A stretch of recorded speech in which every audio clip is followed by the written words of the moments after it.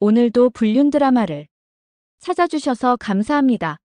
시청자 여러분, 구독, 좋아요 사랑해요. 나는 한수진, 38살. 남들은 나를 완벽한 여자라고 불러. 능력 있는 남편, 귀여운 딸, 고급 아파트, 그리고 명품백이 가득한 옷장까지. 그런데 말이야, 난 지금 미쳐가고 있어. 내 남편, 강민수. 돈 잘 벌고 착하지만 너무 무미건조해. 침대에서도 그저 의무적으로 움직일 뿐 내 몸이 떨릴 정도로 만족시켜준 적은 한 번도 없어. 그런 불만이 쌓이고 쌓이다가 결국 나는 돌이킬 수 없는 일을 저질렀어. 그 남자, 정우석. 남편 회사의 거래처 직원이었어. 처음 본 순간부터 느낌이 이상했어. 날 보는 눈빛이 예사롭지 않았거든. 처음엔 그냥 스쳐 지나가는 유혹이라 생각했는데 그 남자의 손길이 내 몸을 스칠 때마다 온몸이 오싹할 정도로 떨렸어. 그리고 결정적으로 우석의 몸은 상상 이상이었어. 첫날 밤 그의 바지를 내리던 순간 나는 숨이 멎을 뻔했어. 상상했던 것보다 훨씬 더 너무 커서 감당이 안 될 것 같았거든. 그런데도 이상하게 두려움보다 기대감이 더 컸어. 그날 밤 나는 완전히 무너졌어. 숨막히는 쾌락에 몸을 맡기고 내가 얼마나 채워질 수 있는 여자인지 깨닫게 됐거든. 그 후로도 우리는 계속 만났어. 낮에는 완벽한 아내, 밤에는 우석의 여자가 되었지. 하지만 사람의 욕심이란 게 끝이 없더라고. 더 깊이 빠질수록 더 위험한 일도 서슴지 않게 돼. 그러던 어느 날 남편이 내 핸드폰을 보기 시작했어. 수진아, 요즘 어디 가는 일이 많네. 그날따라 남편의 목소리가 유난히 차가웠어. 내 심장이 쿵 내려앉았지. 혹시 들킨 걸까?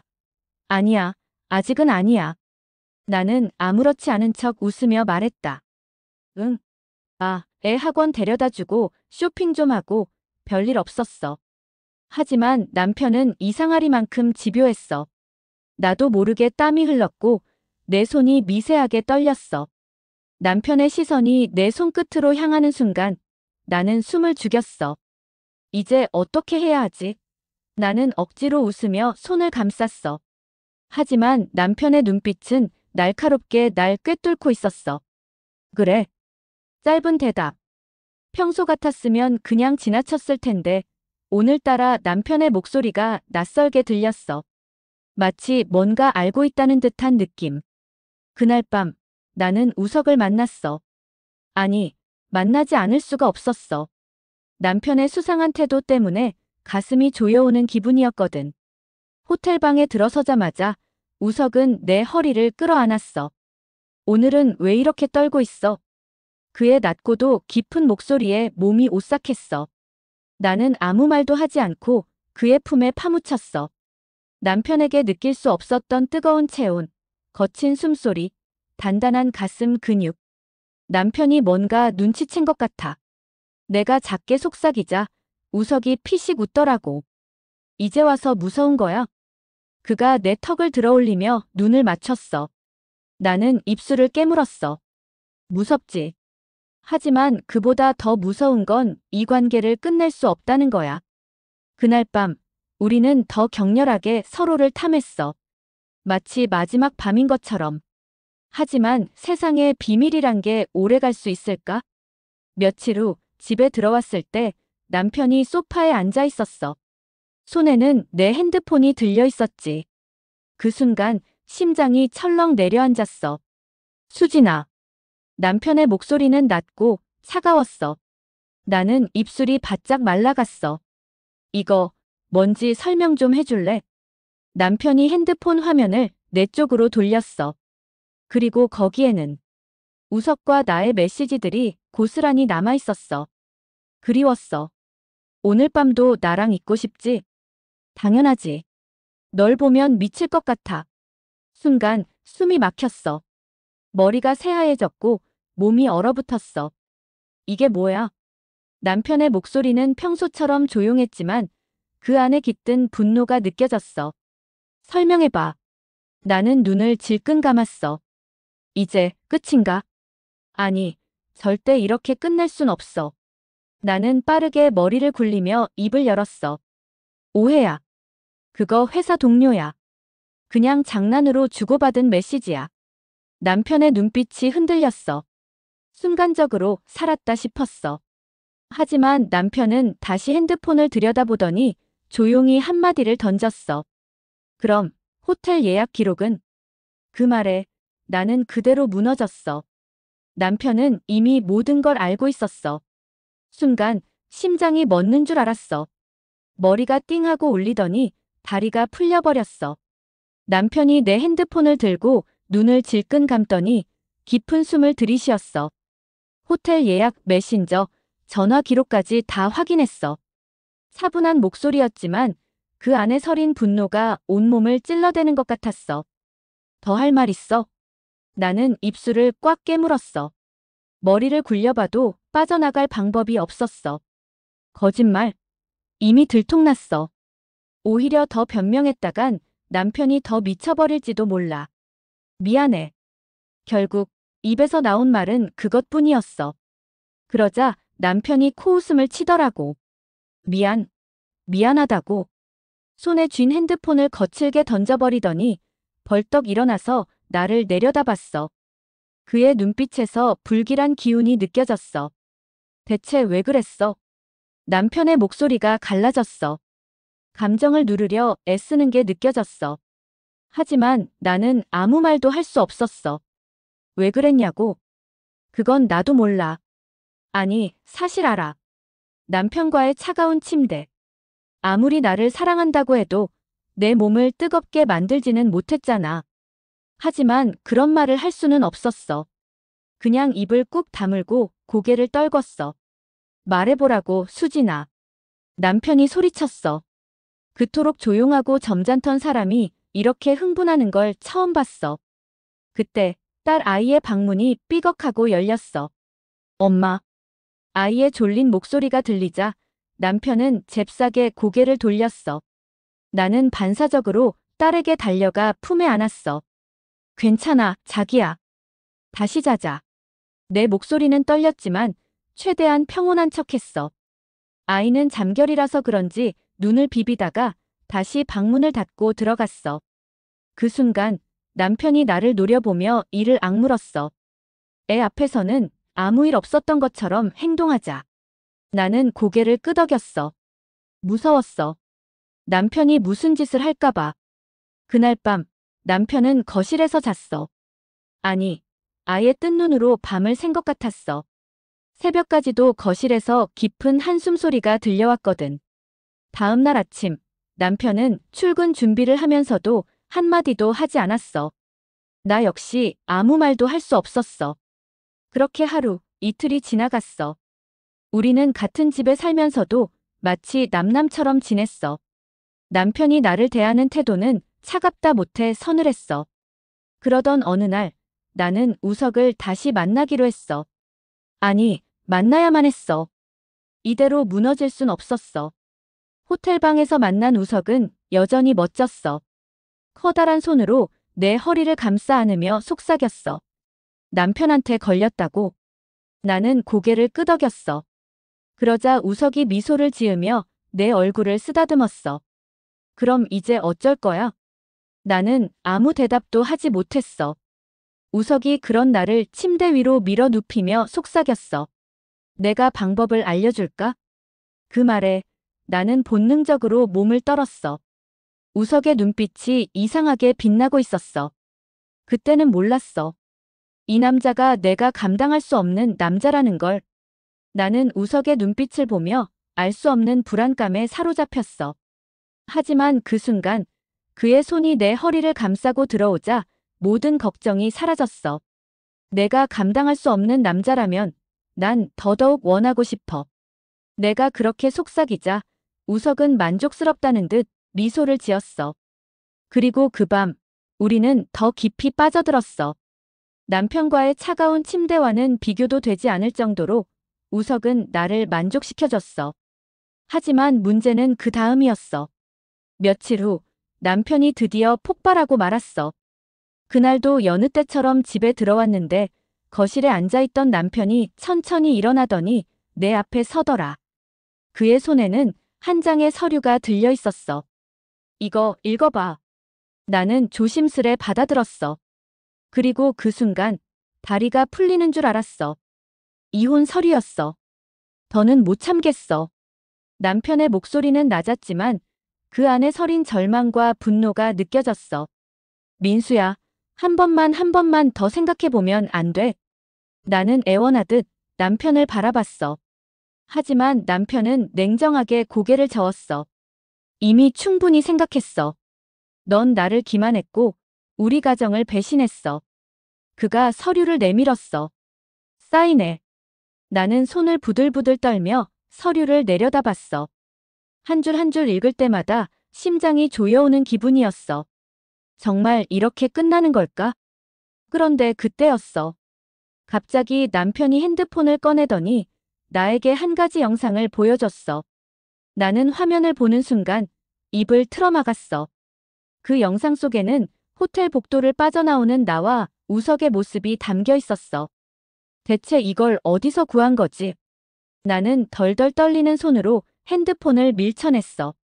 하지만 남편은 냉소적으로 웃으며 다시 핸드폰을 내 얼굴 앞에 들이밀었어. 내가 끝까지 거짓말하면 이걸 증거로 법원에 제출할 생각이야. 제발 그러지 마. 나는 남편의 손을 붙잡았어. 우리 아이는, 우리 예나는 어떡하라고. 그 순간 남편의 눈빛이 흔들렸어. 넌 그 생각은 했어?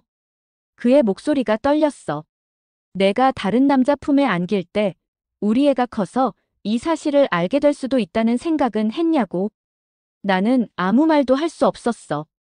남편의 말이 가슴 깊숙이 꽂혔거든. 그런데 그 순간 핸드폰이 울렸어. 남편이 화면을 보더니 얼굴이 새하얗게 질렸어. 나는 고개를 돌려 핸드폰 화면을 봤어. 그리고 그 순간 숨이 멎었어. 전화 온 사람은 정우석이었다. 남편이 천천히 나를 쳐다봤어. 이제 더 숨길 것도 없겠네. 그의 얼굴에는 더 이상 분노도 없었어. 그냥 지쳐버린 듯한 표정이었어. 그리고 그날 밤 남편은 짐을 싸서 집을 나갔어. 그가 현관문을 나가는 모습을 보면서 나는 알 수 없는 감정에 휩싸였어. 후회? 해방감? 아니면 두려움? 나는 그 자리에 주저앉아 멍하니 텅 빈 집을 바라봤어. 그런데 그로부터 며칠 뒤 나는 상상도 하지 못한 사실을 알게 됐어. 남편이 사라졌어. 그것도 흔적도 없이. 남편이 사라졌다는 걸 처음 알게 된 건 시어머니한테서 전화가 온 순간이었어. 수지나 민수가 연락이 안 된다. 회사에도 안 나가고 핸드폰도 꺼져 있고. 나는 그 말을 듣는 순간 심장이 철렁 내려앉았어. 며칠 전 집을 나간 뒤 남편과는 단 한 번도 연락하지 않았거든. 사실 연락할 용기도 없었고 그가 차갑게 내뱉은 마지막 말이 계속 귓가에 맴돌았어. 이제 더 숨길 것도 없겠네. 그 말이 의미하는 게 뭔지 그때는 몰랐어. 혹시 친한 친구들이나 직장 동료한테 연락해 보셨어요? 나는 최대한 침착한 척했지만 속으로는 온갖 불안한 생각이 휘몰아쳤어. 다 해봤지. 경찰에도 실종 신고했어. 시어머니의 목소리가 떨렸어.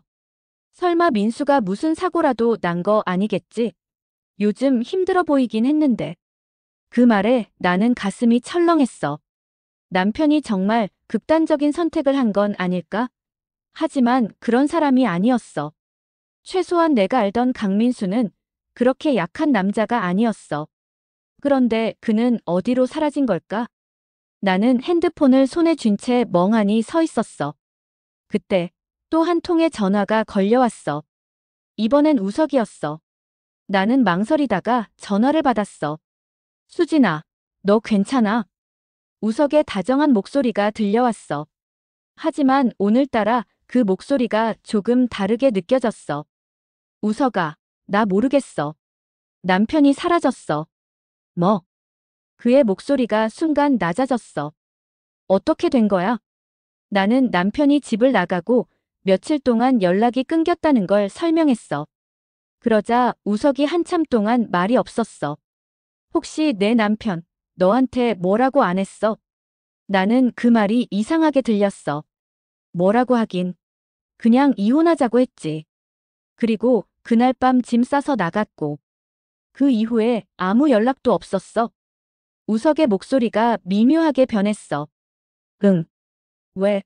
무슨 문제 있어? 그 순간 우석이 조용히 숨을 내쉬더니 낮은 목소리로 말했어. 아니 그냥 내가 걱정돼서. 나는 뭔가 꺼림칙한 기분이 들었지만 대수롭지 않게 넘겼어. 하지만 그날 밤 나는 또 다른 이상한 일을 겪었어.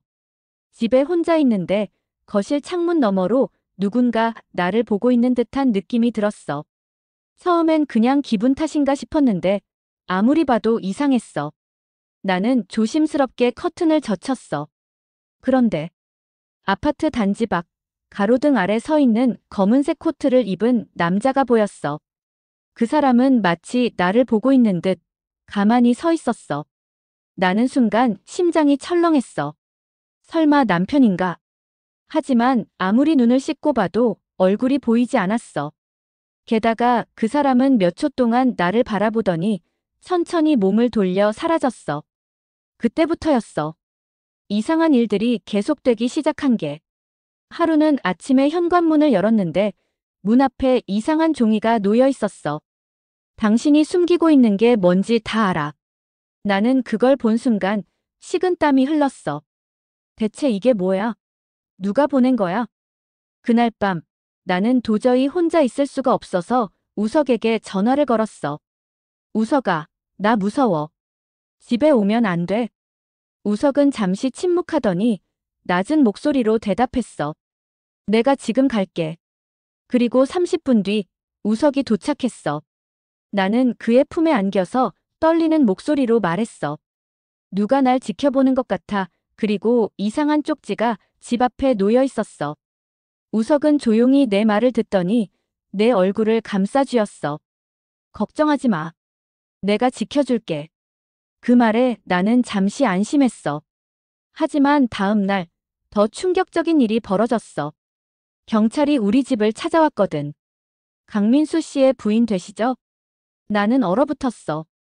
네, 그런데요? 경찰은 나를 빤히 보더니 믿을 수 없는 말을 내뱉었어. 남편분이 실종되기 전에 어떤 사람을 미행했던 기록이 있습니다. 나는 심장이 덜컥 내려앉았어. 미행이요? 경찰이 조용히 한 장의 사진을 내밀었어. 그 사진 속에는 우석과 나, 호텔에서 나오는 모습이 찍혀 있었어. 나는 온몸이 얼어붙었어. 이 사진 어디서 난 거죠? 경찰은 조용히 나를 바라봤어. 남편분이 사라지기 전에 직접 우리에게 넘긴 겁니다. 그 순간 머리가 새하얘졌어. 남편이 이걸 경찰에 넘겼다고? 그럼 그는 대체 왜 사라진 거지? 그가 사라지기 전에 무슨 일을 벌인 거지? 그리고 도대체 누가 우리 집 앞에 쪽지를 남긴 거야? 나는 경찰의 말을 듣는 순간 온몸이 얼어붙었어. 머릿속이 새하얘졌고 손끝이 저릿하게 떨려왔어. 남편이 이 사진을 직접 넘겼다고요? 경찰은 내 반응을 살피듯 나를 빤히 쳐다봤어. 네. 그리고 이걸 넘긴 지 하루 만에 실종됐습니다. 나는 숨이 턱 막혔어. 대체 무슨 일이 있었던 거야? 경찰은 한숨을 쉬더니 노트북을 열었어. 남편분이 사라지기 전날 누군가를 미행한 기록이 있어요. CCTV에도 찍혔습니다. 경찰이 영상을 재생했어. 화면 속에는 어두운 밤거리에서 검은색 코트를 입은 남자가 조용히 차를 세우고 누군가를 미행하는 모습이 찍혀 있었어. 나는 입을 틀어막았어. 그 남자는 강민수, 내 남편이었어. 이거 어디서 찍힌 거예요? 나는 숨을 몰아쉬며 물었어. 경찰은 조용히 답했어. 호텔 근처입니다. 남편분이 어떤 남성을 따라가다가 골목에서 사라졌어요. 나는 심장이 쿵 하고 내려앉았어. 어떤 남성이요? 경찰이 마우스를 움직여 영상을 멈췄어. 그리고 거기엔 정우석이 찍혀 있었어. 순간 나는 손에서 핸드폰을 떨어뜨릴 뻔했어. 우석이 남편이 미행한 사람이었어요? 경찰은 고개를 끄덕였어. 네. 남편분이 직접 찍은 사진도 있습니다. 경찰이 다시 파일을 열었어. 그리고 거기엔 우석이 나와 호텔방으로 들어가는 모습, 그의 차를 타고 사라지는 모습, 그리고 마지막으로 어떤 낯선 남자와 은밀히 대화를 나누는 장면이 찍혀 있었어. 나는 식은땀을 흘리며 경찰을 쳐다봤어. 이 남자는 누구예요? 경찰이 조용히 고개를 저었어. 우린 모릅니다. 하지만 남편분이 이 남자에 대해 뭔가 조사하고 있었던 것 같아요. 나는 머리가 터질 것 같았어. 남편이 사라진 게 단순한 실종이 아닐 수도 있다. 그렇다면 우석은 대체 뭐지? 나는 핸드폰을 꺼내 우석에게 전화를 걸었어. 신호음이 길게 울리더니 그는 전화를 받지 않았어. 경찰이 내 눈을 바라보며 조용히 말했다. 부인께서는 혹시 남편분과 마지막으로 다퉜던 기억이 있나요? 나는 머릿속이 아득해졌어. 네. 우리가 이혼 문제로 다퉜어요. 경찰은 의미심장한 눈빛으로 나를 바라봤어. 그럼 부인께선 혹시 남편분이 원한을 가질 만한 행동을 하셨나요? 나는 입술을 꽉 깨물었어. 뭐라고 대답해야 할까? 바람을 피웠다고, 그걸 남편이 알았다고 말해야 할까? 그런데 경찰이 갑자기 한 가지 더 물었어. 부인, 실은 남편분이 사라지기 전에 마지막으로 통화했던 사람이 있었습니다. 나는 숨을 삼켰어. 누구요? 경찰은 핸드폰을 들여다보더니 천천히 말했다. 정우석 씨입니다. 그 순간 내 등골이 서늘해졌어. 우석이 남편과 마지막으로 통화했다고. 나는 핸드폰을 꽉 쥐었어. 우석에게 다시 전화를 걸었지만 이번에도 받지 않았어. 나는 몸이 떨렸어. 혹시 우석이 뭔가 알고 있는 거 아닐까? 아니면 우석이 남편을 없앤 걸까? 그때 경찰이 나를 빤히 보며 말했다. 부인께선 정우석 씨의 정확한 행적을 알고 계십니까? 나는 아무 대답도 하지 못했어. 그 순간 핸드폰이 울렸어. 나는 반사적으로 화면을 봤어. 그리고 그 순간 심장이 멎을 뻔했어. 전화 온 사람은 남편이었다. 하지만 남편이 보낸 문자는 단 한 줄이었다. 도망쳐. 나는 그 한 줄을 보는 순간 심장이 쿵 내려앉았어. 도망쳐. 이 단어가 의미하는 게 뭘까? 남편은 어디서, 왜 이런 메시지를 보낸 걸까? 경찰들도 내 핸드폰을 보고 표정이 굳었어. 이거 남편분 맞습니까?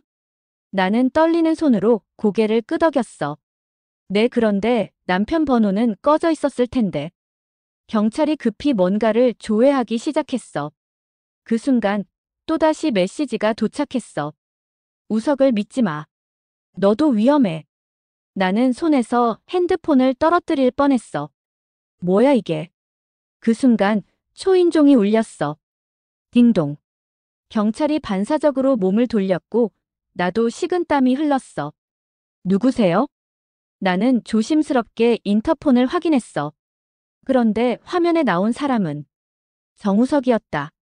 그의 얼굴은 평소처럼 온화했지만 묘하게 다른 느낌이었어. 나는 숨을 삼켰어. 남편이 보낸 메시지 우석을 믿지 말라고 했어. 경찰이 나를 돌아봤어. 이분 남편분이 미행했던 분 맞죠? 나는 대답을 못하고 인터폰 화면만 뚫어지게 봤어. 우석이 천천히 고개를 들더니 인터폰 카메라를 빤히 바라봤어. 그리고 그가 웃었어. 그 웃음은 평소와는 달랐어. 어딘가 섬뜩하고 소름 끼치는. 그 순간 나는 깨달았어.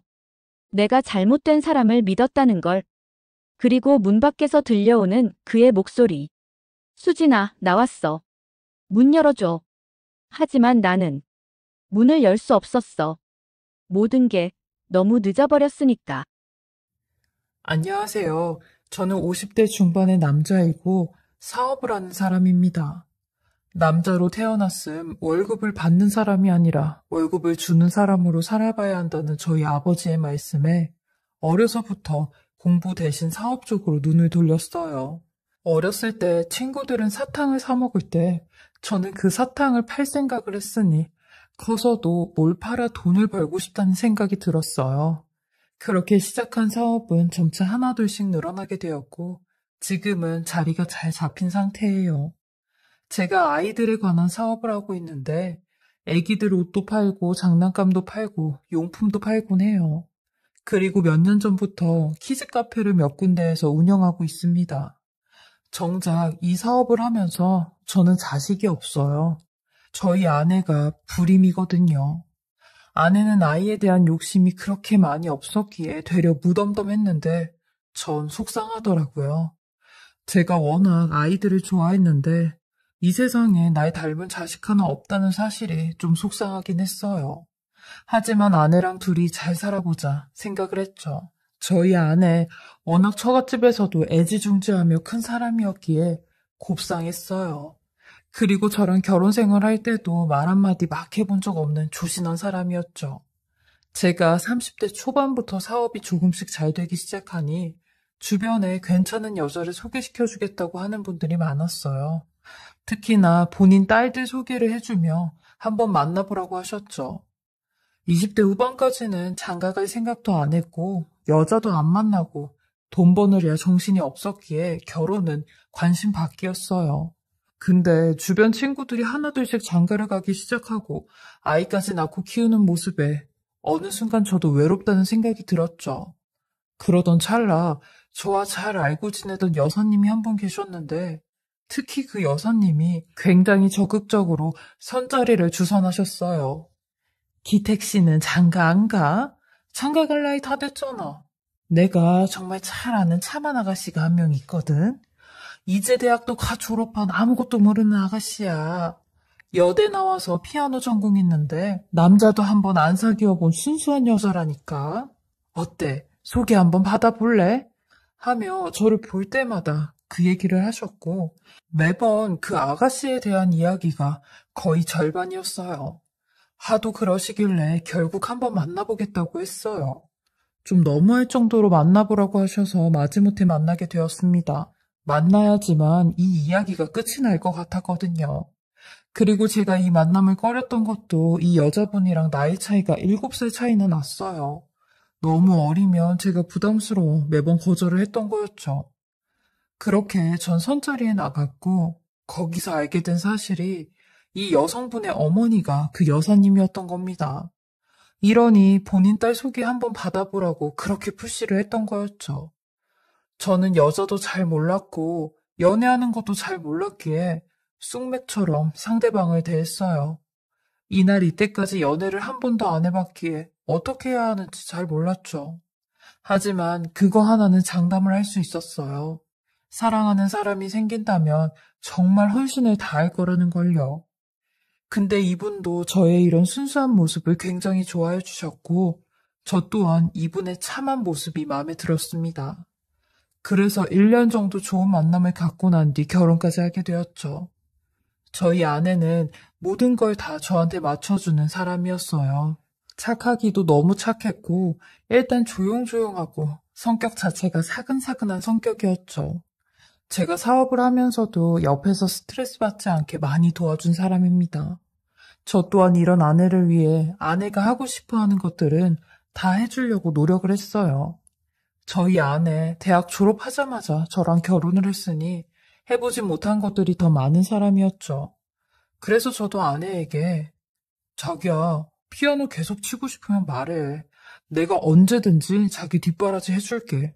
라고 하니 여보, 저는 건반이라면 질색이에요. 초등학생 때부터 엄마 성화에 못 이겨 피아노 친 건데 이제는 치기 싫어요, 여보. 저는 그냥 우리 여보 내조하면서 사는 게 저랑 제일 잘 맞는 것 같아요. 하며 평생 집안일만 했죠. 그래도 저희 부부 비록 아이는 없지만 사이는 좋았습니다. 어딜 나가도 인꼬 부부라는 꼬리표가 붙었고 부부 모임을 나가도 저희 부부가 제일 사이가 좋아 친구들이나 사업을 하는 사장님들 사이에서도 유명했거든요. 특히나 사업하는 사장님들 사이에선 저희 아내 칭찬이 잦아 있었는데요. 제 성격이 워낙 주변 사람들에게 잘 베풀고 아는 사람이 힘들다고 하면 다 도와주는 성격이에요. 그러니 보는 사람들은 저한테 속도 없다고 답답하다고 하죠. 근데 사실 제가 이렇게 도와주는 이유가 있어요. 저는 제 사업이 저 혼자만 잘해서 컸다고 생각을 안 하거든요. 그래서 저를 도와주셨던 사람들이 힘들다고 하면 도와드리는 게 인지상정이라고 생각을 했어요. 아내 또한 속마음은 문드러지겠지만 이런 제 모습에 너그럽게 이해를 해주곤 했죠. 그래서 사업하시는 사장님들이 그렇게 부러워하셨어요. 박 사장님 와이프는 바가지 긁는 걸 한 번도 못 봤다며 와이프 잘 둔지 알라고 하셨죠. 근데 이런 저에게도 시련이 찾아오고야 말았습니다. 6년 전 제 나이 40대 후반에 간암 2기라는 청천벽력 같은 선고를 받게 되었어요. 당시 의사 선생님한테 그 말을 듣는데 무슨 꿈을 꾸는 것 같았죠. 헛웃음까지 나며 기가 막혔지만 선고를 받고 집에 돌아오는 길에 하염없이 눈물이 났네요. 겨우 40대 후반에 암 환자라니. 병원에선 절제 수술을 받고 몸 관리 잘하면 재발 없이 완치 판정을 받을 수 있다고 하는데 그 말은 귀에도 안 들려왔어요. 사업을 하면서 잦은 술자리가 문제였어요. 일주일에 5, 6번은 술을 마시고 다녔으니 몸 관리를 제대로 하지 않았던 게 이렇게 간암으로 돌아오게 된 거죠. 다른 것보다 제일 걱정이었던 건 아내였어요. 아내에게 어떻게 말을 해야 할지가 가장 큰 걱정이었어요. 그렇게 집에 돌아가 어렵사리 간암이라는 말을 꺼냈고 그 말을 들은 아내는 오열을 하는데 저한테 미안하다는 말만 연신 내뱉으며 본인이 관리를 제대로 안 해주어서 당신이 이런 병에 걸린 것 같다고 자기를 원망하라고 내가 죄인이라고 하는데 그 말이 저를 더욱 가슴 아프게 만들었죠. 아내는 제 손을 꼭 붙잡으며 여보, 당신 이겨낼 수 있어요.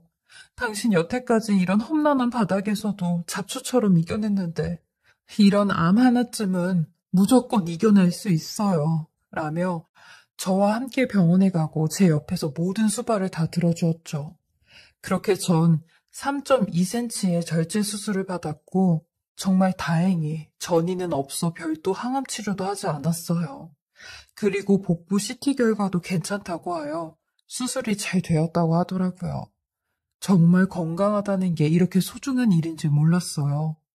그리고 스트레스가 독이라는 의사 선생님의 말에 아내도 절대 스트레스 주지 않겠다며 이제 건강관리에만 힘쓰자고 절 다독여 주었죠.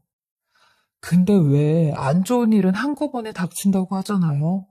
이런 제게 또 한 번의 시련이 찾아오고야 말았습니다.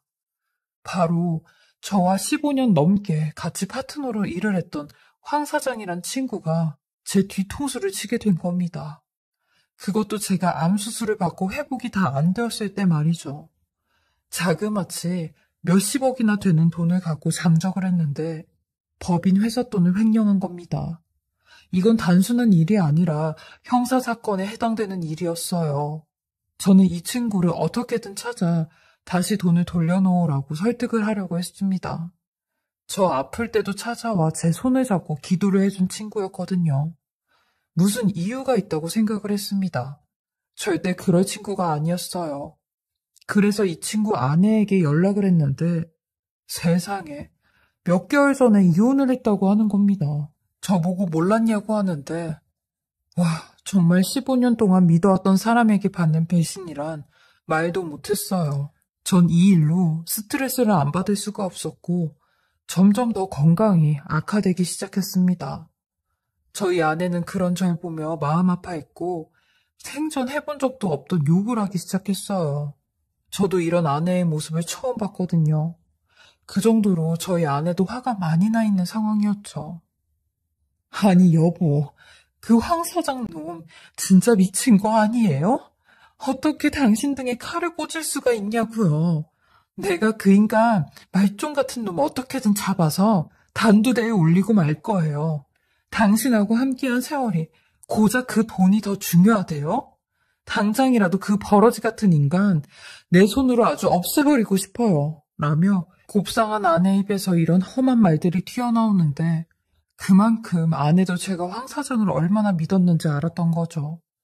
저는 점점 기력을 잃어갔고 아내는 이런 저를 대신해 황 사장을 경찰에 신고했고 수소문하며 그 사기꾼을 찾으러 다녔어요.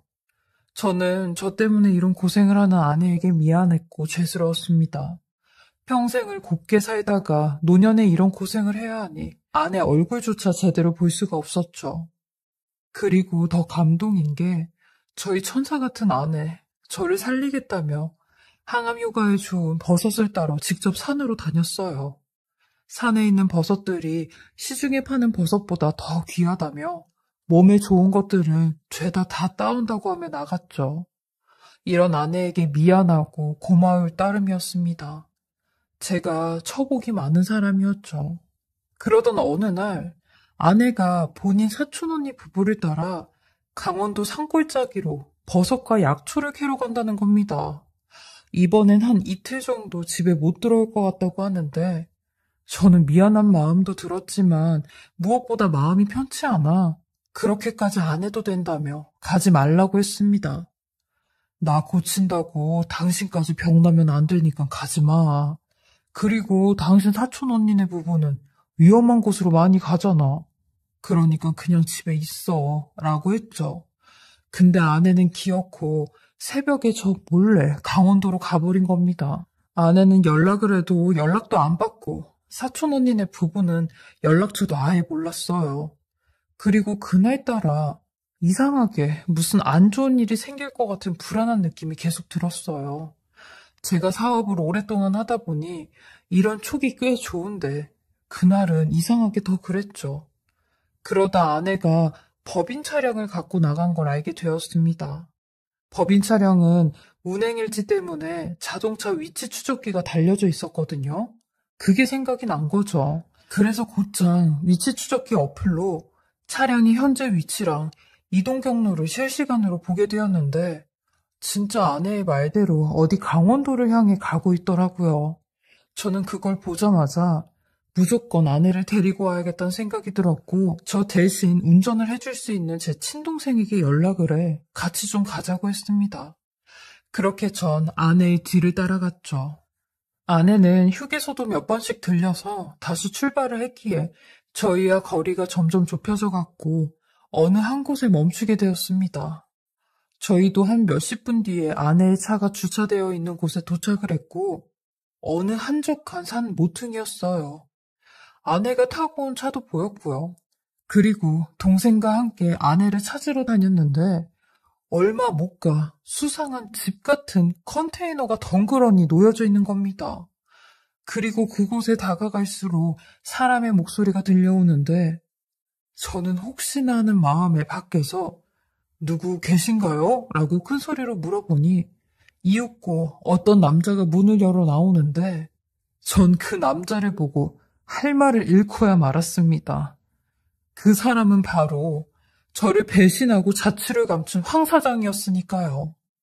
그리고 곧이어 집안에서 자기야 누구? 라고 하는데 그 목소리 아주 익숙한 여자의 목소리였습니다. 제 아내였거든요. 저는 아내의 목소리를 듣자마자 황 사장을 밀치고 컨테이너 안으로 들어갔는데 잠옷바람으로 있는 아내를 보게 되었어요.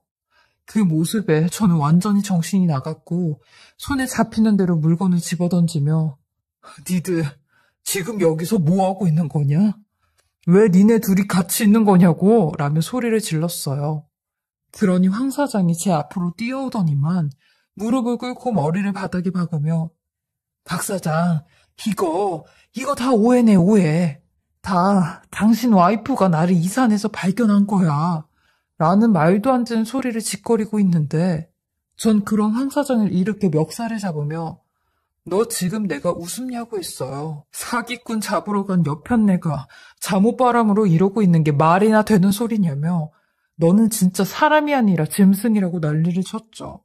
그리고 동생한테 지금 당장 경찰서에 전화해서 사기꾼 잡았다고 하라고 했어요. 그리고 제 아내라는 여자는 저의 다리를 움켜잡으며 여보, 제가 죽을 죄를 지었어요. 한 번만 용서해주세요. 황 사장이랑은 당신이 생각하는 그런 일은 없었어요. 그러니까 당신이 한 번만 용서해주면 안 될까요? 제가 얼마나 당신을 생각하는데요. 당신 아플 때도 옆에 있었던 사람이 저예요, 저. 그리고 이날 이때까지 평생을 당신 곁에서 있어줬는데 그 정을 생각해서라도 용서해 주실 거죠? 라는 아내에게 뻔뻔스럽게 그지없다고 했네요. 나는 당신한테 얼마나 미안하고 죄책감까지 들었는지 아냐고 했어요. 근데 이렇게 뒤통수를 치냐고 소리를 질렀죠. 니들이 정말로 결백하면 핸드폰 잠금 전부 다 풀어보라고 했어요. 그러니 당연히 황 사장은 핸드폰을 집어 던지고 박살을 내려고 하는데 등치 좋은 저희 친동생이 황 사장을 붙잡고 빨리 핸드폰 잠금 풀라고 했습니다. 이거 안 풀면 내가 우리 형 대신 가만히 안 있겠다고 하는 바람에 핸드폰 잠금을 풀게 되었어요. 그리고 알게 된 이 두 것들의 실체는 말로 표현할 수 없을 정도로 어마어마한 충격이었습니다. 아내의 핸드폰엔 당연히 기록이 없었고 황 사장의 핸드폰엔 엄청난 증거들이 남아 있었는데 둘이 나눈 메시지부터 깨톡, 그리고 보기 힘든 사진들까지 이 두 것들은 진짜 사람도 아닌 인간 쓰레기들이었습니다. 알고 보니 이 두 것들은 아주 오래전부터 그렇고 그런 사이였어요. 그리고 제가 가난 판정을 받자마자 축하 파티를 열자고 했던 쓰레기들이었죠. 근데 제가 수술이 잘 되고 회복도 빠르니 제 아내라는 여자는 저 인간 진짜 목숨도 즐겨. 아우, 빨리 하늘나라 가야 내가 저 인간 돈으로 우리 은섭 씨랑 행복하게 살 텐데 라고 한 여자였어요. 그러다 병원에서 스트레스를 받으면 암이 재발된다는 의사 선생님의 말에 이런 사기를 모색한 거였습니다. 15년 넘게 알고 지낸 사업 파트너가 사기를 치고 잠적을 해버린다면 제가 받는 스트레스가 어마어마할 테니 이만한 스트레스도 없을 거라며 제 아내가 더 앞장서서 이 일을 추진했더라고요. 그리고 심지어 이 산속에 컨테이너까지 마련을 해주며 제가 이 세상 떠날 때까지만 여기 잠자코 지내라고 했는데 저는 이 모든 것들을 보고 주저앉아버렸고 이를 악물며 황 사장의 핸드폰을 바닥으로 내리쳤어요. 거의 이성을 잃기 일보 직전이었죠. 그리고 나 제가 막 그 여자랑 황 사장한테 달겨들려고 하니 저희 친동생이 절 가로막더라고요. 형 이러다가 진짜 큰일 난다며 일단 진정하라고 하는데 만약에 동생이 없었다면 정말 큰일이 나고도 남았을 거예요. 그 정도로 분노와 증오로 눈이 뒤집혀졌거든요. 그리고 얼마 후 동생이 신고한 경찰들이 도착을 했고 황 사장은 경찰에게 연행이 되었어요. 저는 아내와 집으로 올라와 단판을 지었죠. 너 같은 쓰레기를 안고 산 내가 등신이었다며 20년 넘게 불려우를 데리고 살았다고 나가라고 했어요. 그리고 내 집에서 네 거는 단 한 개도 없다고 했네요. 곁에 너 내 돈으로 살지 않았냐고 했죠. 이 옷들도 이 가방 신발들도 다 내 돈으로 산 거니까 넌 빈몸으로 나가라고 했어요. 그러니 억울하다면 난리를 치는데 종당엔 저한테 뭐라고 했는지 아세요? 그럼 여태 내가 네 입에 넣어준 버섯값 내놔 라고 하더라고요. 그 말에 어이가 없어. 네가 그 정도로 찌질한 여자인지 몰랐다고 했어요. 그리고 그 돈 받고 싶으면 법원에서 받아가라고 했네요. 네가 나한테 위자료 주는 돈으로 그 버섯값 준다고 했어요. 그러니 길길이 날뛰며 지도 최고로 좋은 변호사 쓴다고 하는데 한껏 비웃고 나가라고 내쫓았네요. 그러니 얼마 안 돼 장모님 전화가 불똥 터지게 왔죠.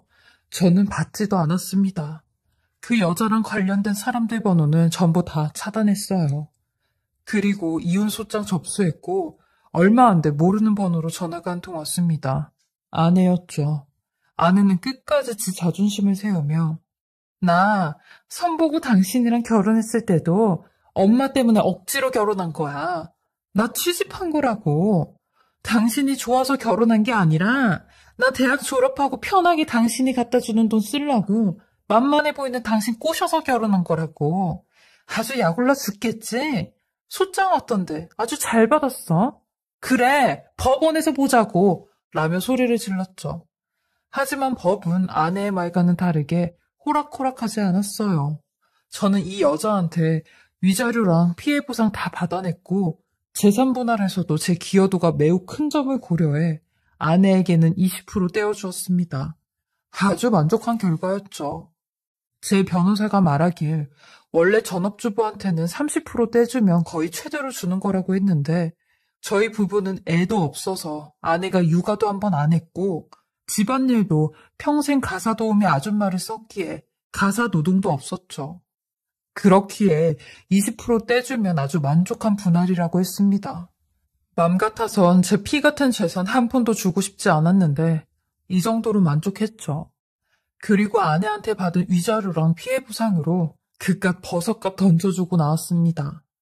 아, 그리고 황 사장한테도 위자료 받아냈고 현재는 형사소송 진행 중에 있습니다. 변호사님 말로는 이득액이 5억 원 이상이어서 아마 3년 이상의 유기징역 생각하고 있다고 하시더라고요. 그리고 이를 같이 도모한 아내도 현재 조사를 받고 다니고 있습니다. 제가 이 여자랑 이혼소송하면서 그동안 몰랐던 게 참 많았는데 이 여자 아예 부부애라는 게 없는 사람이었어요.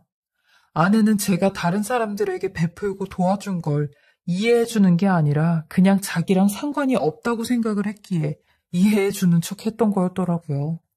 하긴 저를 정말 생각해주고 사랑했던 사람이라면 잔소리도 하고 바가지도 긁었을 텐데 이 사람은 20년 넘게 저랑 살면서 단 한 번도 그런 소리를 해본 적이 없었거든요. 이제 형사소송 하나 남았는데 그 소송도 열심히 임하려고 합니다. 사실 몸이 많이 힘들긴 하지만 소송이건 사업이건 제 목숨 닿는 데까지 열심히 해보려고 해요. 그리고 제 재산도 어린이 재단에 전부 다 기부를 하려고 합니다. 어차피 물려줄 자식도 없고 마누라도 없으니 제 평생을 바친 아이들을 위해 쓰려고 마음먹고 있어요. 가장 힘없고 약한 존재일수록 더 지켜줘야 된다는 생각을 하고 있거든요. 그때까지 뭐든 열심히 해봐야지요. 저는 항상 제 인생이 꽃길만 가득할 줄 알았는데 암에 걸리고 믿었던 사람들한테 배신을 당하는 일을 겪으니 행복했었던 지난 세월들이 그리워지는 요즘입니다. 이제 혼자 남은 인생 후회 없이 잘 살아가는 게 제 마지막 목표가 되었어요. 제 한풀이 같은 이야기 들어주시고 읽어주셔서 너무나 감사하고요. 다들 힘들고 지치실 때마다 저 같은 사람 생각해 주시며 기운 내시길 바라겠습니다. 항상 행복하시고 건강도 잘 챙기셔서 아프지 마시길 바라겠습니다. 지금까지 커피앤톡이었습니다. 제 채널에 오신 걸 환영합니다. 흥미로운 이야기들을 놓치지 않으려면 좋아요와 구독을 눌러주세요. 안녕하세요. 저는 40대 여성입니다. 최근 저에게 크다면 큰 일탈을 했는데 어디에 말할 곳도 없어서 이렇게 사연을 보내봅니다. 남편은 평범하게 직장 다니는 월급쟁이였습니다. 그러다가 언제까지 월급쟁이로 살 수는 없다고 생각했는지 시댁의 지원을 조금 받아서 사업을 시작했습니다. 이 사람은 말주변이 좋아서 그런지 항상 주변에 사람이 많았는데 그 재주가 사업에 도움이 되었는지 사업에 성공해서 돈을 많이 벌었습니다. 어떻게 보면 사업으로 개천에서 용난 케이스인데 그래서 그런지 큰돈을 만지다 보니 아주 자기중심적이고 가정은 뒷전이며 어깨에 힘을 잔뜩 주고 다니더라고요. 최근에는 아이들과 함께 지내는 시간도 별로 없고 자꾸 사업 핑계로 이 사람 저 사람 만나면서 골프 치러 다니고 술 마시러 다니곤 합니다. 항상 사업하려면 이런 게 얼마나 중요한지 모르냐며 제가 가정에 조금만 신경 써달라고 하면 난리를 칩니다. 예전에는 아이들과 잘 놀아주어서 아이들도 아빠를 굉장히 좋아했는데 요즘은 아이들에게 그저 돈을 벌어다 주는 사람으로 전락한 것 같습니다. 참 돈을 많이 버니 좋다가도 이런 상황들을 보면 그냥 이전 월급쟁이였을 때가 나았을 수도 있겠다는 생각이 들더군요. 진짜 매번 무슨 모임들이 그렇게 많은지 지긋지긋합니다. 저도 오랜만에 아는 지인들을 만나 저녁도 먹고 스트레스를 풀러나갔습니다. 애들이 이제 좀 커서 자기들끼리 있을 수 있어서 술도 마시고 들어갈 생각에 친정엄마 집에 모시고 애들이랑 함께 있도록 맡기고 나왔습니다. 진짜 오랜만에 수다를 떨고 술을 마시는 거라 너무 신이 났어요. 우리 남편은 무슨 모임이 그렇게 많은지 집에 붙어 있는 꼴을 못 봤습니다. 들어와도 맨날 술 마시고 늦게 들어오고 복장이 터질 지경이라니까. 민수 엄마 남편은 돈이라도 잘 벌어오잖아. 그럼 된 거지. 뭐, 돈 잘 벌어오면 뭐 해. 축구를 하든 관심도 없는데 요즘은 애들이 어떻게 생활하는지 들여다볼 생각도 안 한다니까. 우리 집 남편은 돈도 못 벌면서 밖으로 얼마나 쏘다니는지 진짜 한번 꽉 쥐어 받고 싶다니까. 민수 엄마 남편은 좀 더 잘 보고 그렇잖아. 다른 여자 생긴 거 아니야?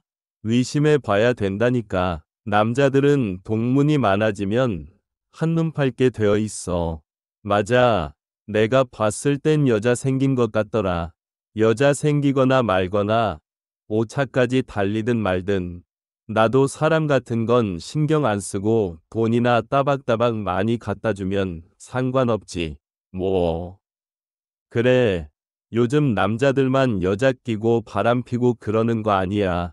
여자들도 바람 엄청 피운다더라. 바람 피울 때가 있어야 피지.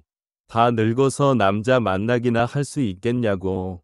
요즘 배드민턴이며 산악회며 모임이 엄청 많은 거 알지? 그 중에 반은 불륜 모임이래. 나 아는 언니도 산악회에서 남자 만나서 재미 엄청 본다더라. 우린 진짜 인간도 모이 엄청 다니는데 남자 만나러 다니는 건가 봐. 충분히 그럴 수도 있지. 민수 엄마도 산악회 같은 데 나가서 건강도 챙기고 남자도 만나고 그래. 우리 중에 남자친구 없는 건 민수 하나뿐일걸. 우리도 다 모임에서 남자친구 만나서 즐기고 살잖아. 안 그러면 못 살아. 저는 지인의 말을 듣고 산악회에 나가보자 싶었습니다. 남편에 대한 복수였어요. 남편만 바람필 줄 아나. 저도 아직 어디 가서 남자 만나고 다닐 수 있다는 걸 보여주고 싶었어요. 지인이 알려준 산악회 카페에 가입을 했습니다. 저는 도토리라는 닉네임으로 가입했어요. 카페를 보니 산악회 일정 공지가 올라와 있더라고요.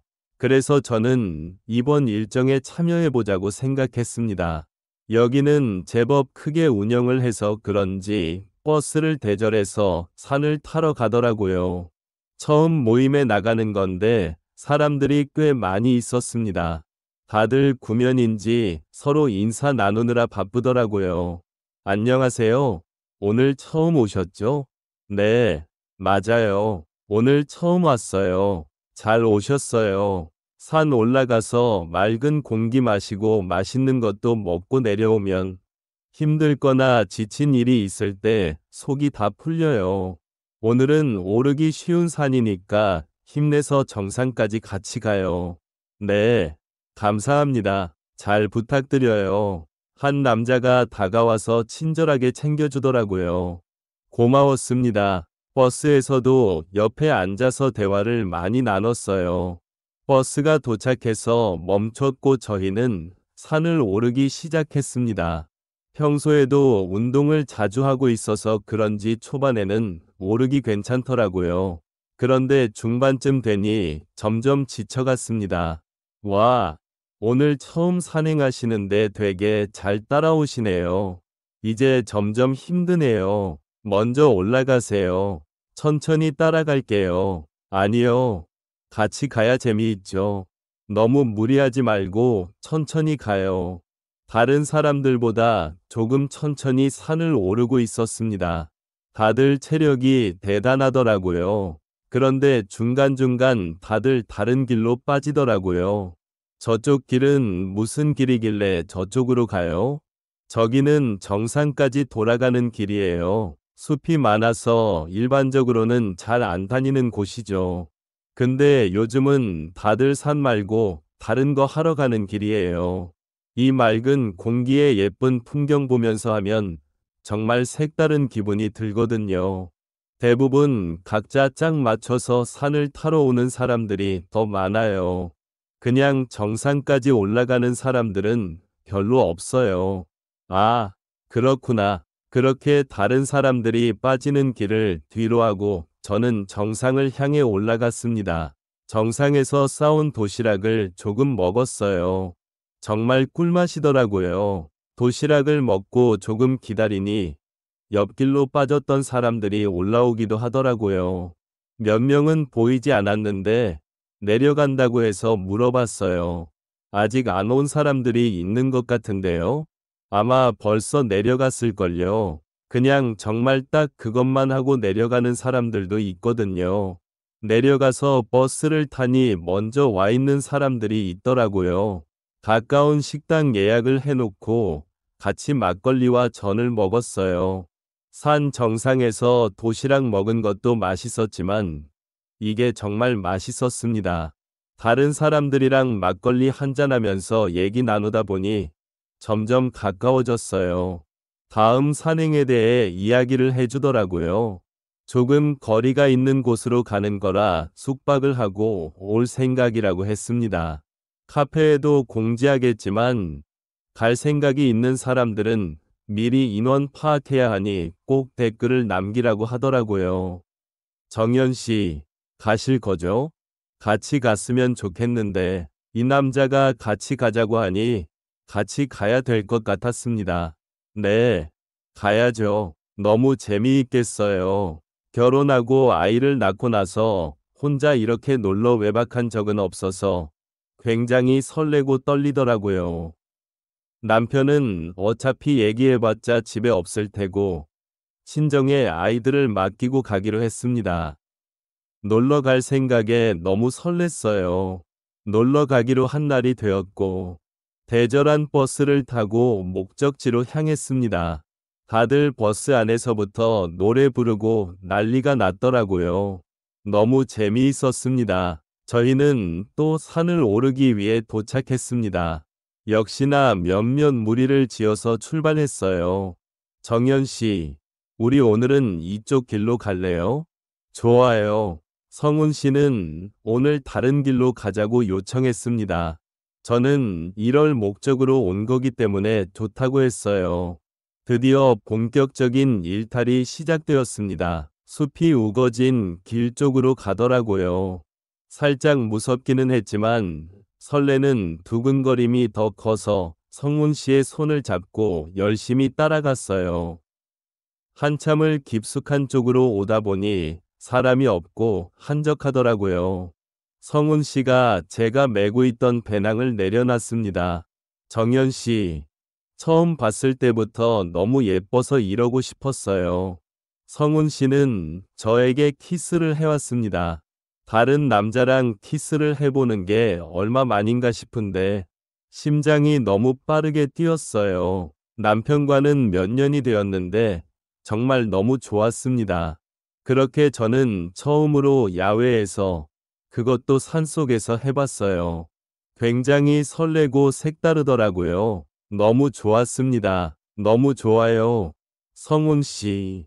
저는 완전히 빠져버렸어요. 저희는 오늘 산 정상에 오르지 않고 뜨거운 시간을 보낸 후 버스로 돌아왔습니다. 아직도 얼굴이 화끈거리고 심장이 뛰었어요. 그리고 예약한 숙소로 와서 다들 씻고 나와 저녁을 먹었어요. 완전 술 파티였습니다. 노래 틀고 춤추고 아주 난리가 났어요. 너무 재미있더라고요. 이런 재미를 느껴본 게 언제인지 까마득합니다. 성훈 씨가 제 손을 잡으며 쳐다보더라고요. 저희는 눈빛을 교환했고 난장판 같은 그곳을 빠져나와 숙소 뒤편 산책로로 향했어요. 아, 다들 술 진짜 너무 많이 먹는 것 같아요. 오늘은 좀 덜 먹는 거예요. 아, 진짜 술꾼들이 너무 많아요. 그래도 너무 재미있어요. 이렇게 마음 편히 웃으면서 놀아본 게 얼마만인지. 정연 씨가 재미있어 하니까 다행이네요. 내가 더 재미있게 해줄까요? 또다시 성훈 씨는 입을 맞췄고 저는 성훈 씨의 목을 감싸 안았습니다.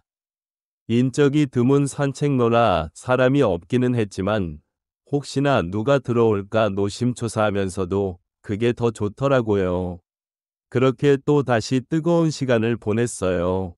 숙소로 돌아오니 다들 술 먹고 여기저기 뒤엉켜 뻗어 있더라고요. 어지러운 걸 대충 치우고 방으로 들어와 성훈 씨와 함께 잠이 들었습니다. 800개를 하고 잠이 들었는데 800에 마저도 너무 좋았습니다. 집으로 돌아오니 남편이 집에 있더라고요. 매번 집에 있을 때 놀러 간다더니 이제 오는 거야? 얼굴이 좋아 보이네. 재미있었나 보지? 응, 엄청 재미있던데. 나도 이제 바깥 생활 좀 자주 해야겠어. 그래, 마음껏 해봐라. 남편은 저를 비웃듯이 고개를 끄덕이며 밥이나 차리라고 하더라고요. 그래, 내가 네가 버는 돈 열심히 쓰면서 나도 남자 만나고 다닌다. 다짐을 했습니다.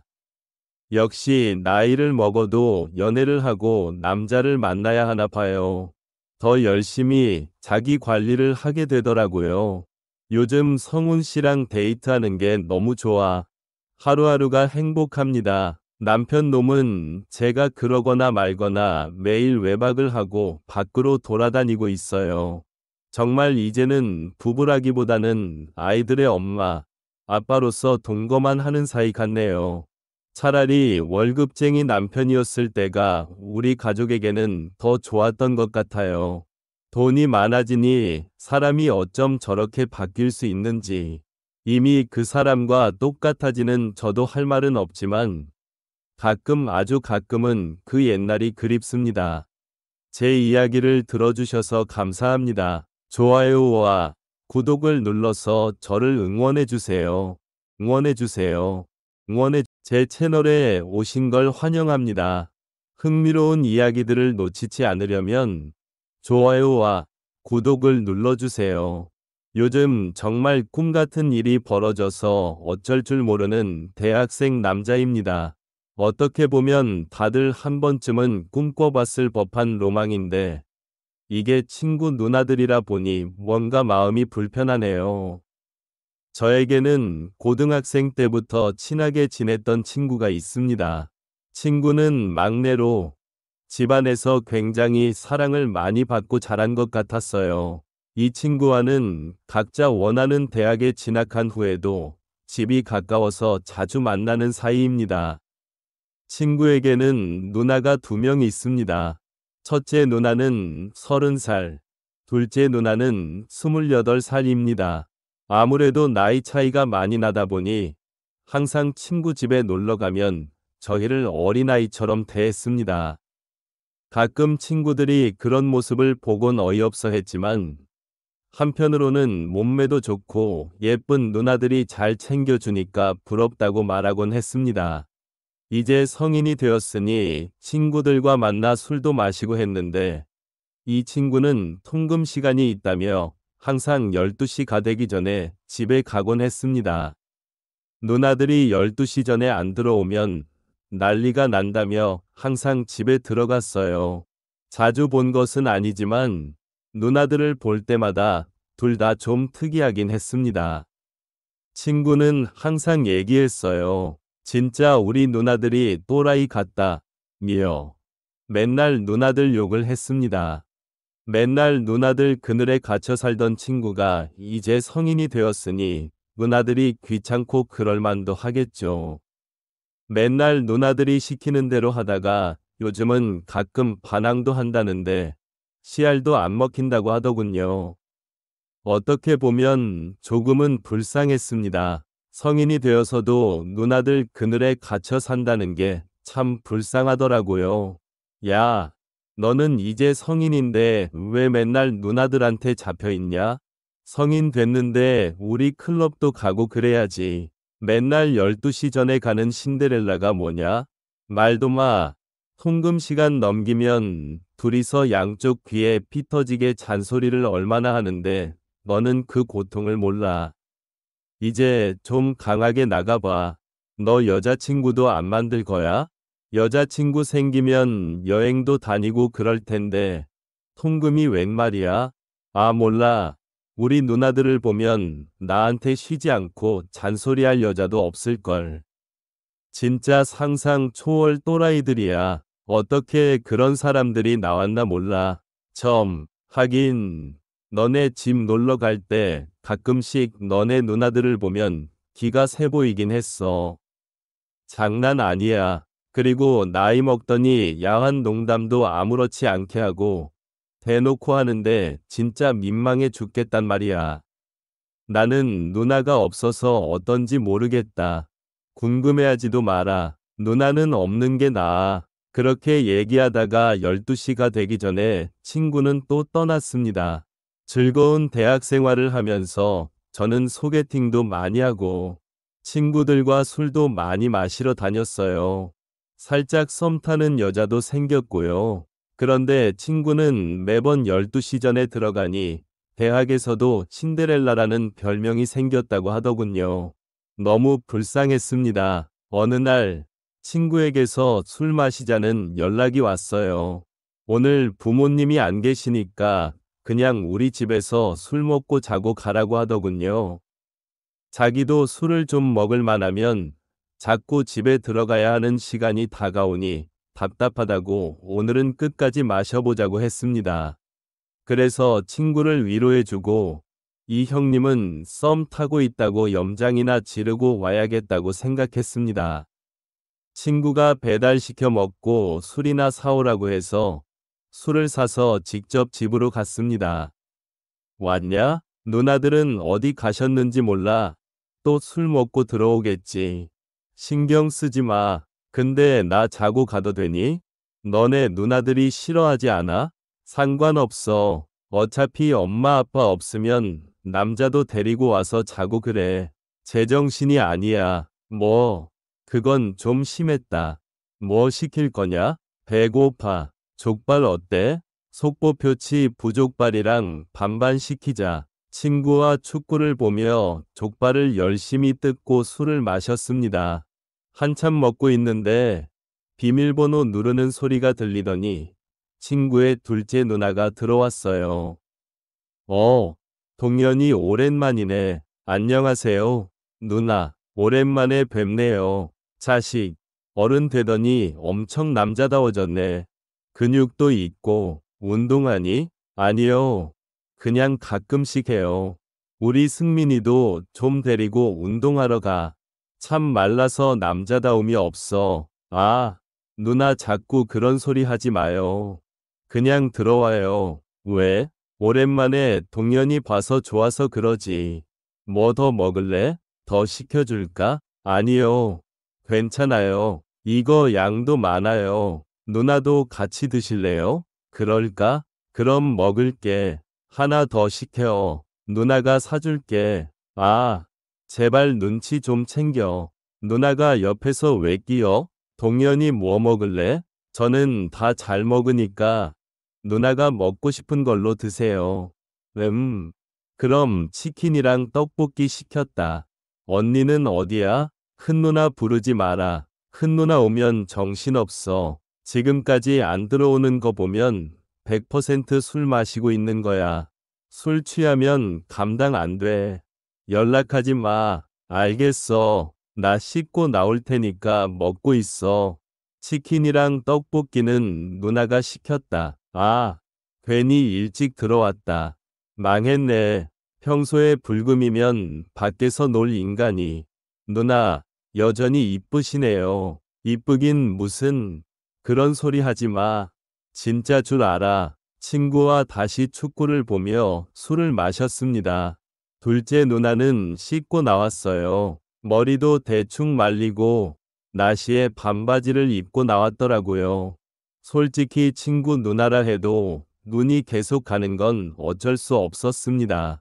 아, 누나, 옷 좀 제대로 입고 나오지. 내가 옷을 안 입은 것도 아니고. 왜?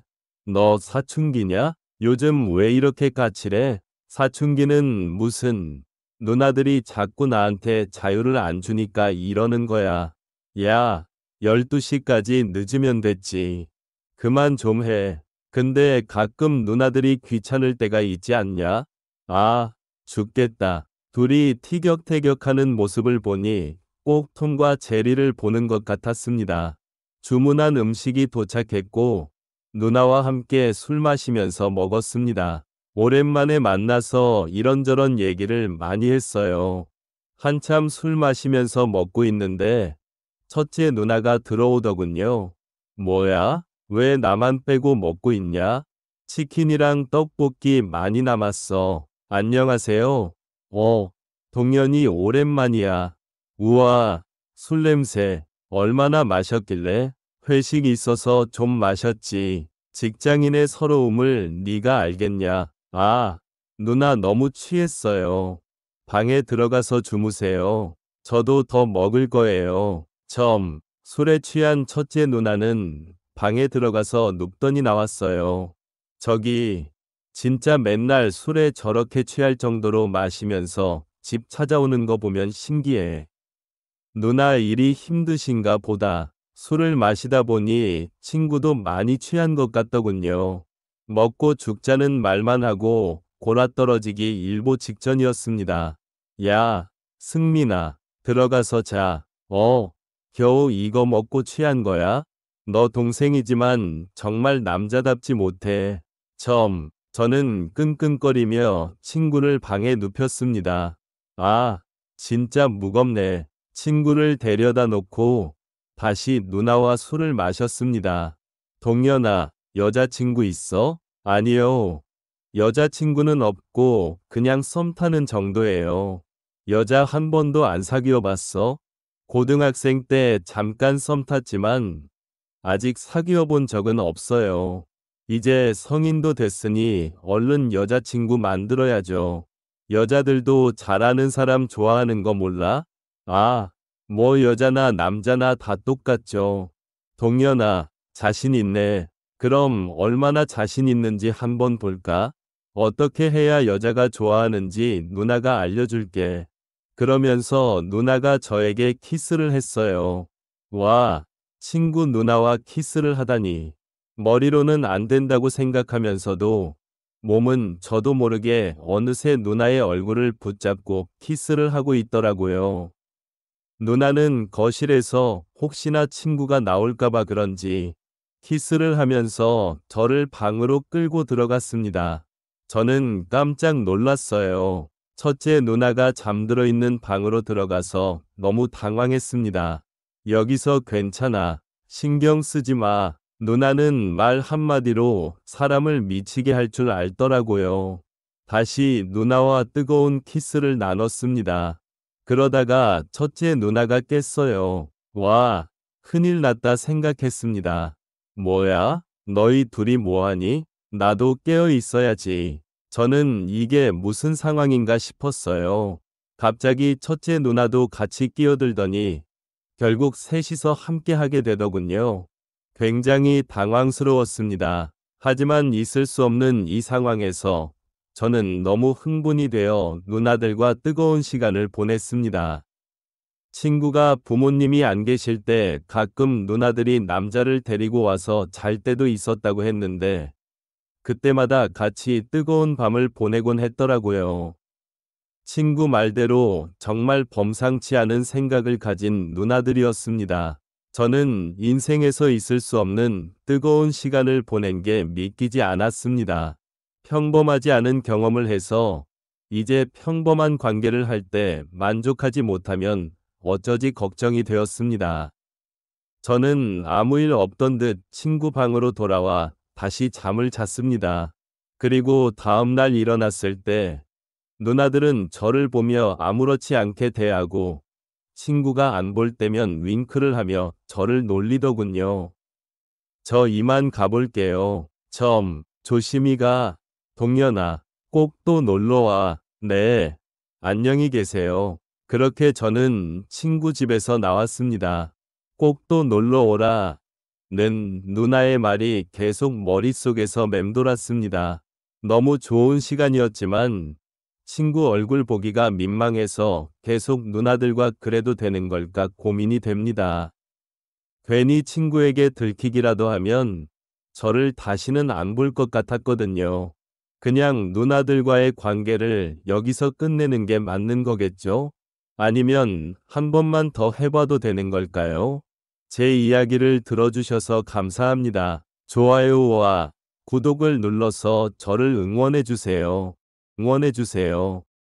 제 채널에 오신 걸 환영합니다. 흥미로운 이야기들을 놓치지 않으려면 좋아요와 구독을 눌러주세요. 안녕하세요. 저는 30대 초반의 평범한 직장인입니다. 최근에 돌이킬 수 없는 큰 실수를 저지르는 바람에 조언을 구하고자 사연을 보내게 되었습니다. 저에게는 사귄 지 2년이 넘은 여자친구가 있습니다. 여자친구는 친한 친구의 아는 동생이었는데 우연히 친구를 따라 술자리에 나갔다가 처음 만나게 되었습니다. 그 후 저는 열렬한 구애 끝에 사귀게 되었습니다.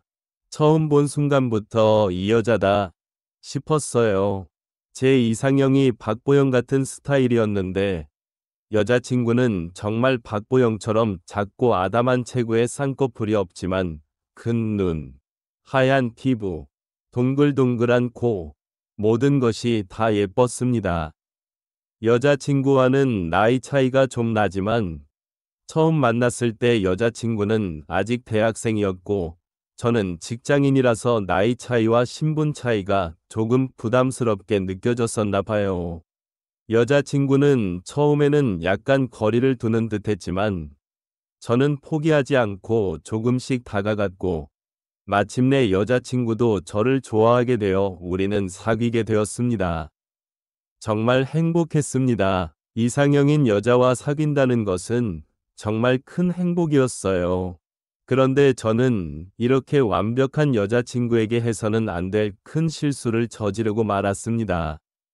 여자친구와 저는 큰 다툼 없이 예쁘게 잘 사귀고 있었습니다. 여자친구는 대학을 졸업한 후 곧바로 취업을 했는데 적응이 어려웠는지 그만두고 최근에 좀 더 좋고 큰 회사에 취업하게 되어 힘들지만 열심히 적응해 가고 있었습니다. 물론 회사에서 일을 시작한 후로는 대학을 다닐 때보다 서로 만날 수 있는 시간이 줄어들었지만 이는 우리에게 큰 문제가 되지 않았어요. 오히려 더 보고 싶은 마음만 커질 뿐 서로에게 질리거나 이별할 생각은 전혀 없었습니다. 문제는 여자친구가 새로 입사한 회사 때문에 여친의 친언니와 함께 살면서부터 시작되었습니다. 여자친구의 언니는 이름만 대면 알 수 있는 큰 항공사의 승무원으로 그 직업에 걸맞게 늘씬하고 세련된 외모를 가졌어요. 두 자매는 친하지만 정말로 느낌은 정반대였습니다. 여자친구가 토끼 같은 느낌이라면 여자친구의 언니는 요염한 고양이 같았어요. 여자친구가 지금 언니와 함께 사는 집은 제가 사는 곳과는 정반대의 위치에 있어서 왕복 1시간 반이나 걸렸습니다. 저는 항상 데이트 후에 여자친구를 집까지 데려다 주는데 이사한 후로는 저도 좀 힘들더라고요. 그래서 데이트 후에 따로 데려다 줄 필요 없이 여자친구의 집에서 데이트를 하곤 했습니다. 집이 투룸이라 저는 여자친구의 집에서 자주 자고 가기도 했습니다. 여자친구의 언니는 비행날이 많아 자주 집에 있지는 않았고 여자친구의 언니가 종종 집에 있을 때면 함께 밥을 먹거나 영화를 보는 등 셋이서 잘 놀곤 했어요. 여자친구의 언니는 성격이 시원시원해서 저를 편하게 대해줬고 동갑이라 더 친근하게 느껴졌습니다. 어느새 우리는 친구처럼 잘 지냈습니다. 문제의 사건이 일어난 날이었습니다. 저와 여자친구는 평소처럼 업무를 하면서 문자를 주고받았는데 여자친구가 사진을 한 장 보냈더라고요. 점심에 뭘 먹었는지, 오늘은 무슨 옷을 입었는지 자주 사진을 찍어 보내기 때문에 별 생각 없이 사진을 봤는데 세상에 승무원 유니폼을 입은 사진이었습니다. 코피가 터질 뻔했습니다. 너무 예뻤어요. 어때? 언니 거 입어봤는데 잘 어울려. 라며 보낸 사진을 보고 저는 대박. 수진아, 너무 예뻐. 진짜 최고야. 라고 답했습니다. 여자친구는 오빠가 좋아할 것 같았어. 오늘 언니가 늦게 온다던데 집으로 올래? 라고 물었어요. 남자라면 누구나 한 번쯤은 로망처럼 생각해볼 상황 아닙니까? 점심부터 흥분되어 일이고 뭐고 그냥 여자친구에게 가고 싶었습니다.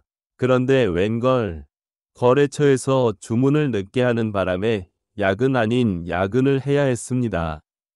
여자친구에게 조금 늦게 끝날 것 같다고 말하니 여자친구도 만날 남자친구가 생긴 것 같아서 우울해하는 친구를 달래주느라 조금 늦어질 것 같다며 걱정 말고 천천히 오라고 했습니다. 저는 부랴부랴 일을 마치고 여자친구의 집으로 달려갔습니다. 주차를 한 뒤 여자친구에게 전화를 했지만 받질 않았어요. 나갔다 와서 씻고 있나 생각하고 비밀번호를 누르고 들어갔습니다. 거실에는 불이 켜져 있었지만 아무도 없었습니다. 방에 들어가 보니 여자친구가 불을 끈 채 침대에 누워 있었습니다. 기다리다가 잠들었나 싶어서 가까이 다가갔는데 승무원 유니폼을 입고 누워 있더라고요. 절 기다리다 잠든 건지 자는 척하는 건지 엎드려 누워 있었습니다.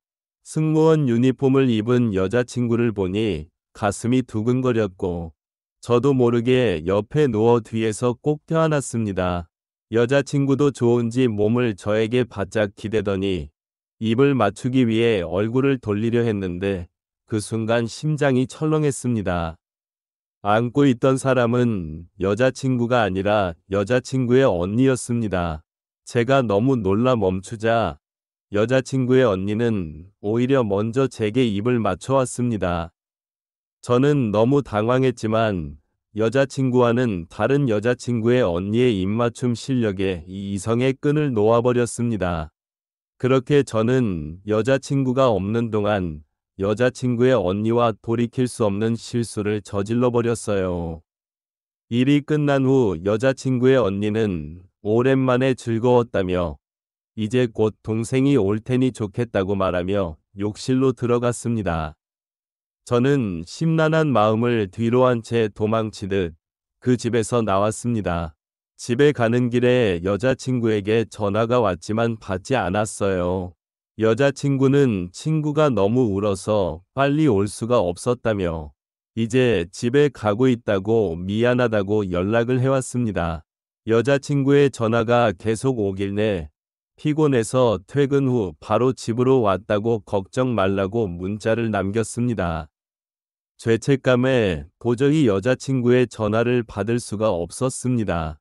그렇게 일주일 동안 그냥 문자만 주고받으며 여자친구를 피해 다녔습니다. 갑자기 이렇게 행동하니 여자친구도 당연히 속상해하더라고요. 여자친구를 어떻게 대할지 몰라 무작정 피하기만 했더니 여자친구가 결국 회사 앞으로 찾아왔더군요. 여자친구의 걱정 어린 얼굴을 보니 마음이 아팠습니다. 그렇게 근처 카페에 들어가 대화를 나눴습니다. 여자친구는 자기에게 실증이 난 거야? 라며 울먹이며 말했는데 그 모습을 보고 정말 가슴이 찢어질 듯 아팠습니다. 하지만 여자친구의 언니와 있었던 일을 절대로 말할 수가 없었어요. 그래서 그냥 집안에 일이 있어서 그랬다며 걱정시켜서 미안하다고 여자친구를 달랬습니다. 그렇게 오랜만에 여자친구를 만나 화해하고 키스를 한 뒤 여자친구를 집으로 데려다 주었습니다. 여자친구는 잠시 들어와서 언니랑 인사도 하고 쉬고 가라고 했지만 피곤하다며 거절했습니다. 여자친구의 언니를 만나는 것도 그 집에 다시 들어가는 것도 모두 두려웠습니다.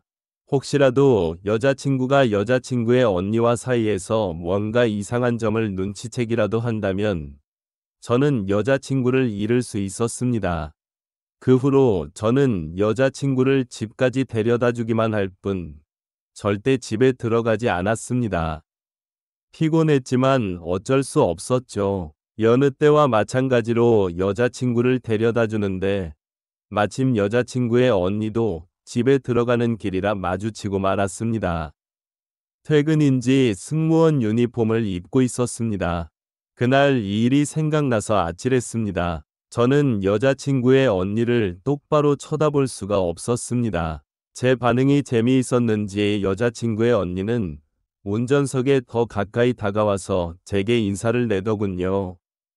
그렇게 서둘러 여자친구를 내려주고 여자친구와 여자친구의 언니가 집에 들어가는 뒷모습을 보는데 여자친구의 언니의 뒤태에 눈이 더 갔습니다.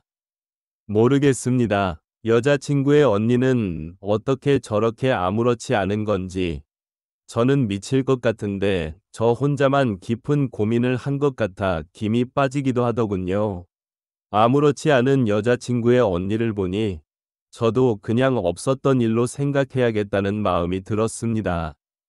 아무 일도 없었던 것처럼 다시 예전처럼 지내도 되는 거겠죠?